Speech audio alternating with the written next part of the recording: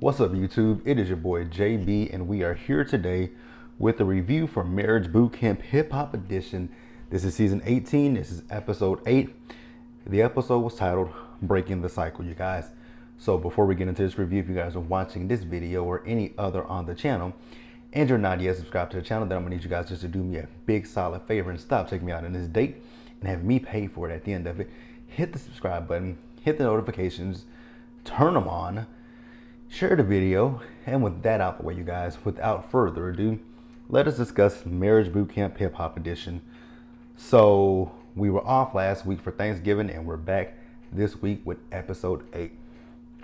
So I will say that this week's episode might be one of the shorter reviews that I do, because this week's episode, it was a good episode. It just didn't give me a lot to talk about. We see the boot campers, they wake up from, you guys remember, wait, what exercise did they do in the last episode? I can't remember what they did in the previous week's episode. Give me just a sec. I'm just looking. This is the one where okay. So this one was the one where they were with the disrespect for each other, right? That was the previous week. So they're waking up from that night, from that that drill with Dr. Ish. And they're just discussing, I think at one point Tuff said that day wasn't so bad. I'm like, really?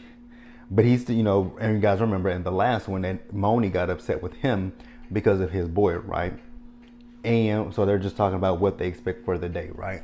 So then we see them all sitting outside and they're having a conversation. Now, I found it kind of interesting to me that Amber and Miles had an opinion of Nori and Tuff. Not Nori and Tuff, but Nori and Neri, right? Because Amber said that she didn't, she don't think that they should be there, right? And then, they feel like they're not opening up. But I'm like, maybe what you guys are used to, that's not anything in Nori and Neri's relationship, right? Nori and Neri are not like Amber and Tuff. I'm not Amber. Why do I want to keep saying Tuff's name? Nori and Neri are not similar to Amber and Miles. Amber and Miles has a volatile relationship. You guys are volatile. You say the most disrespectful shit to one another, right? And even, okay, let's just take into account the couples that are left, right? The real true issue with Nori and Neri's marriage is it's Nori. It really is. It's Nori. I don't see much that Neri is doing wrong, and it could be editing, but just from watching this show, it appears that the biggest issue in their marriage is control, and that control comes from Nori. Nori pays the bill, so he feels she should do this. He feels she should do this. He feels she shouldn't go out with her friends. That's the issue in their marriage. The fact that Nori is he has an old school way of thinking about being married, so being married, right? That is the issue. Now the issues with Moni and Tuff, the issues with them are the cheating and the fact that Moni has not let go of the cheating. And the issues with Amber and Miles, which I still don't believe that that's a real relationship, but the issues with Amber and Miles is you guys are 1, volatile, you guys are 2, toxic, and you guys are 3, you fight. You're volatile, you're toxic, and you're disrespectful to one another, right? Those are the issues with you guys. So just because you guys feel you guys have put your issues out there, that doesn't mean that Nori and Neri haven't, because they have. Neri has said what her issues are. Her issues are her husband and him wanting to have so much control over her. So I just kind of felt that was a little interesting for them to pass a little bit of judgment when you guys are not perfect, but hey, whatever. So then Dr. Ish calls the boot campers to the front driveway, right? So then they get out there, there's this like construction stuff, right? And then there's a brick wall. So Dr. Ish tells the couples that what he's gonna do is he's gonna ask them a series of questions. And each time that the answer is yes, you grab a brick. And if it applies more than once, grab more than one brick, right? So what I will say is, at first the questions he would ask the questions and people were going to pick up the bricks, right? But then at a certain point, it got to a point where they just kind of sped it up. And I know it's for the episode, but they sped it up so you couldn't really see who was picking up what bricks. So I'm not going to go too deep into those, right? So the first question he asked was, were you ever bullied as a child? So the only person who picked up a brick was Miles, right? And I'm pretty positive I know why Miles was bullied as a kid, right? Bullied, teased, whatever you want to say, right? I'm pretty sure the reason that Miles was bullied was probably based off of his sexuality. I'm just assuming, I'm pretty positive it was either one, it could be his sexuality, or two, it could be, that he probably grew up a tall, skinny kid, right? He could have been bullied by one of those two things, right? But I'm pretty positive, I could be wrong, but I think it might be his sexuality.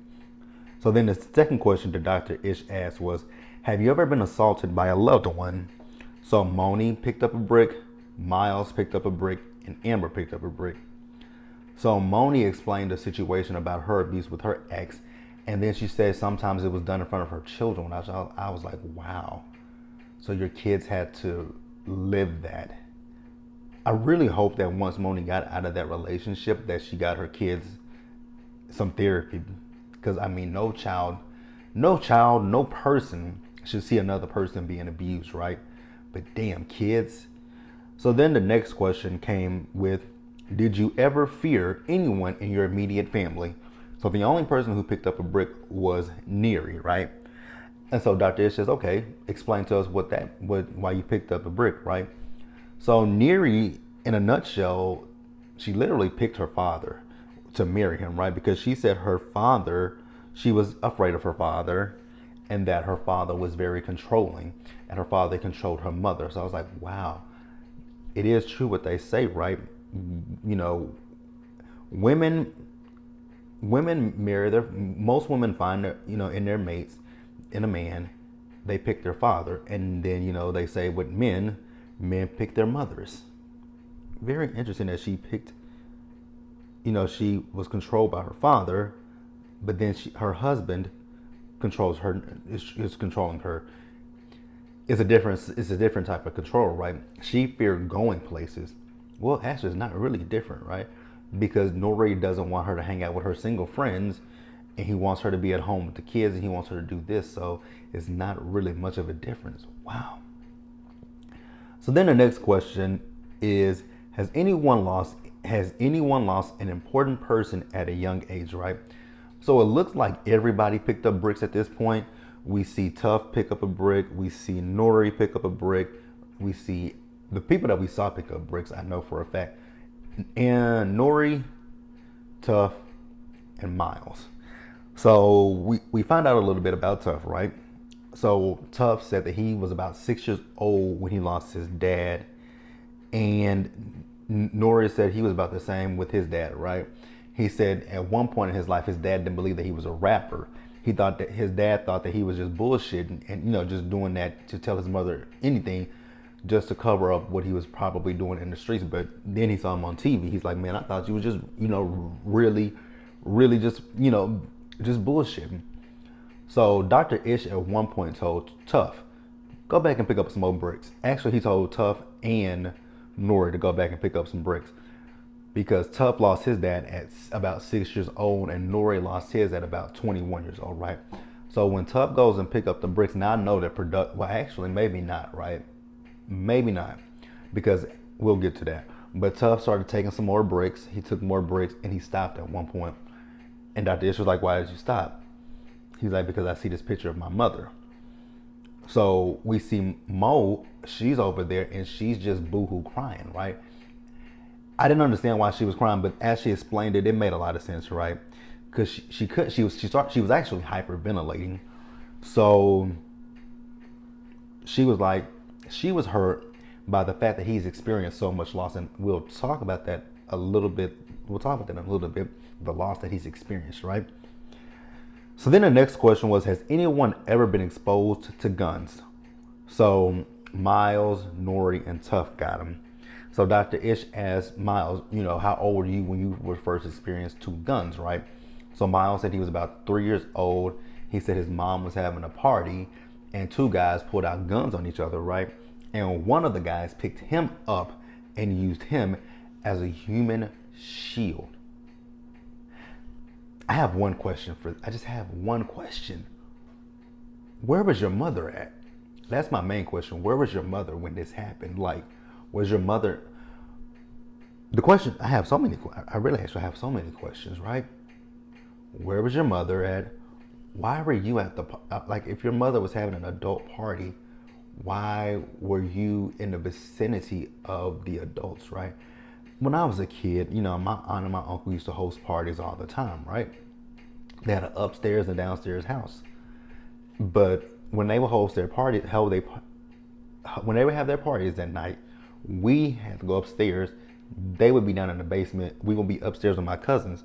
We never ever, interacted with them. Like, we were not allowed to go downstairs. We couldn't. Never. Now, if they had a party outside, that was a big family party. That was a family party. But if it was just the adults, we didn't go down to the basement. We stayed upstairs. We might try to sneak downstairs, and my cousin would get us, but we never had the luxury of, we couldn't. So there's a lot of questions that I have. Where was your mother at? Why were you, unless it's like but like I said, we had an upstairs, downstairs. So it's just a lot of questions. But the big question is, where was your mother? What did your mother say about about one of the guys picking up her 3-year-old son and using him as a human shield? Wow. That's scary, right? Really scary. So then, Nori told his story about his dad, right? So then, Dr. Ish, he released the boot campers, right? So we see them and they're talking. So someone asked Moni, so you've never saw anyone, get killed, basically, right? She said no, but then she talks about her aunt and the fact that, her aunt, her aunt was, I guess she was super close to her aunt, right? And she said, her aunt was a cancer, and that there's this picture of her where she looks like a 1950s pinup, right? She actually looked like Dorothy Dandridge. I know that accent is probably terrible, but she looked like Dorothy Dandridge, right? So then they were saying what happened to her.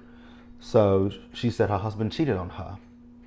And her aunt, in the heat of the moment, she went looking for her husband, and with her heightened emotions, she got behind the wheel of a car and got into an accident and passed away.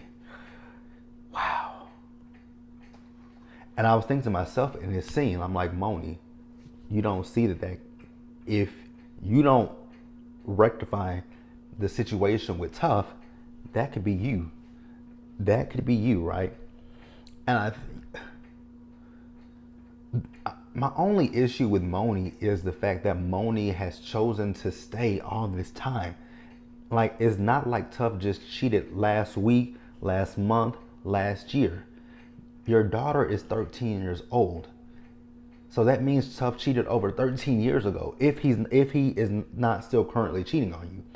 We don't know that. But if he stopped cheating 13 years ago, why are you still holding on to it? Like, that's the question that I have. Like, the only person that is hurting truly is you. It ain't hurting Tough. It's hurting you because you're harboring, you're letting that resentment, that anger, you're just letting it just sit right here. It's packed the bag, it's unpacked the bag, and it's just chilling. It's like, hell, I'm part of the family now, right? So you got to be able to let that go for yourself, right? So then we move over and we have so we do this every season. Wow, this video is almost 15 minutes and I didn't expect that. So we move over and you guys, every season, once they get to the root of some of the things that have happened in the boot campers' lives, they have the child actors come out with whatever word they're going to, talk to them about, and they do that. So Moni's word was abuse. She talked about abuse to young Moni, and the girl was like, "Will my aunt be there?" She says, "No, your aunt won't be there." And then, Tufts was lost. With Tough, he has lost a lot, right? So his dad went to prison. He got out of prison. He died. His mother died. His little sister died of a sickness that he didn't take seriously. I was like, wow, that's deep. So then Neri's, hers was control. So she had to explain to little Neri about control. Nori's was about his dad. Amber's was about innocence, right? So Amber told us that she basically lost her innocence because that was one brick that she pulled because I think Dr. Ish asked that you have to grow up too fast, right? So Amber did have to grow up pretty fast, right?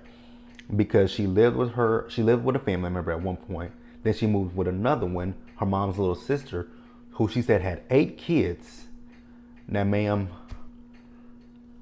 I can't. That is interesting to me, but it happens a lot in, our community where people have kids at a young age and they want to still live their lives and go out, have fun, and party, and they probably have teenage brothers or sisters, and they pawn their kids off onto the kids. So, because Amber said at one point she was raising those kids, if the parents were out all night and they didn't come home, Amber wouldn't go to school. And I'm like, wow, that is fucked up, right? So Amber's was innocence, and she had explained it to the little Amber. And then Miles, what was his? His was Shield. Now, I felt Miles' pain in this scene. I really did feel his pain when he was talking about losing his mother. Because what he said is really true. You feel like you're alone. I actually had an issue. I just had a big kind of a meltdown last night where I was just thinking about my life and where I'm at currently. And I was like, I just wish that my mom was here because it just feels like, for me, it just feels as if I don't have anyone in my corner. I have certain family members that are by my side, but some others are just like not there for me like I thought they would be. But then we have our little deliberation where Judge Tola came in and she talked to the couples, right? Now, one thing I will point out, because I'm not gonna go into what Judge Tola was talking to the couples about. What I want to point out is after they broke, right? Moni was mad at Tough, right? Because Dr. Ish, when they were sitting, he noticed that there was a distance between Moni and Tough. And she's going off about that. And then also with Nori and Neri, he has an issue with that it took a while for Neri to change her last name. She said it was just that she was lazy. Who knows? But next week is lie detector test. So we'll get into that. And then after that, we have decision day. So we got 2 more episodes left, you guys, of this season. Be sure to let me know what you guys thought about the episode. Leave your comments in the comment section below. Subscribe to the channel and hit the notification bell button so you guys are notified when I drop anything else. Share the video, and until the next one, you guys, stay safe, take care of yourselves. Remember to wash your hands, wear a mask, socially distance, be blessed, and I'll catch you guys later. Bye.